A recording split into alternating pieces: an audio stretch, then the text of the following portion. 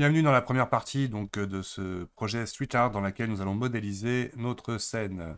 Donc pour l'instant, je vais tout supprimer. X, delete. Et je vais créer un plan. Majuscule A ou add mesh plane. Et voici un plan. Donc mon plan par défaut fait 2 mètres carrés. Ce que je voudrais pour me faciliter sa création, première chose que l'on va voir, modifier son point d'origine. Le point d'origine est à 0, 0, 0. Donc tout bêtement, je vais aller en Edit Mode avec le bouton Tabulation ou Edit Mode par le menu cliquer. Je sélectionne un sommet, donc par défaut nous sommes en Vertex Mode. Je sélectionne le sommet qui est là-haut. Et plutôt que d'aller dans Mesh, Snap, Cursor, to Selected, je vais faire majuscule S et glisser vers le bas. Donc là, quand je ne le fais pas directement, tout bêtement, il attend. C'est un menu Pipe, P-I-E, qui permet tout simplement, par majuscule S, je glisse dans l'axe de la fonction, donc si je la connais déjà. Majuscule S, hop, là j'ai bougé mon objet sur le curseur. CTRL Z, c'est pas bien pas ce que je voulais faire. Donc là je fais majuscule S, je glisse vers le bas. Automatiquement, mon curseur se déplace sur le point sélectionné. Avec Tab, je reviens en Object Mode. Et dans le menu Object, je vais faire cette origine tout 3D curseur. Donc du coup, bien évidemment, mon point, si je regarde, il est à moins 1x, moins 1y.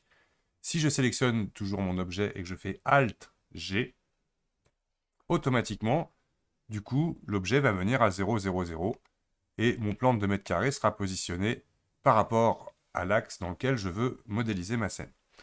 Et ce qui sera beaucoup plus facile aussi, parce que là, nous allons au départ juste dimensionner notre sol par rapport à ses cotations. Donc je vais aller en Edit Mode, et ce coup-ci, je vais aller dans le mode Arrête. En sélectionnant l'arrête, là, donc, qui est du côté positif de Y, je vais lui demander, j'ai envie de faire un truc, par exemple, qui va faire 6 mètres de long. Donc, je vais tout simplement aller dans le panneau latéral Item, et dans Y, je vais lui taper 6.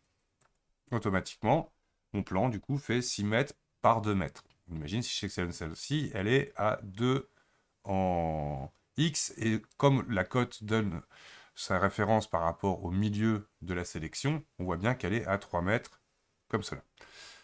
Donc ensuite, nous allons tout bêtement sélectionner l'arête du fond, et nous allons l'extruder en hauteur. Donc je vais taper une fois sur E, une fois sur Z, et je vais l'extruder de 3 mètres. Donc j'appuie sur 3 et j'appuie sur Entrée. D'accord? Je sélectionne maintenant cette arête-là, je vais faire la même chose, E, Z.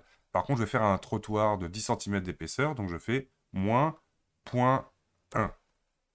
À chaque fois, donc vous n'aurez pas ces choses-là inscrites ici, mais vous les verrez inscrites en haut de l'écran. J'appuie sur Entrée, et j'ai donc fait une extrusion négative, donc par rapport à l'axe Z, de... Oups, j'ai oublié juste de valider. Donc je recommence. E, Z, moins 0.1, Entrée. Bien évidemment, pour que la fonction s'exécute. Et maintenant, pour faire notre rue, on va faire une rue qui va aller, par exemple, jusqu'ici. Donc là, je vais faire une rue qui va faire au moins 3 mètres. Donc je vais faire E, X, 3. Que voilà. Donc ça, juste avec quelques petits raccourcis clavier. Donc le E pour extruder, l'axe ensuite, et la valeur que l'on veut. Donc là, tout bêtement, j'ai créé, comme cela, mon décor.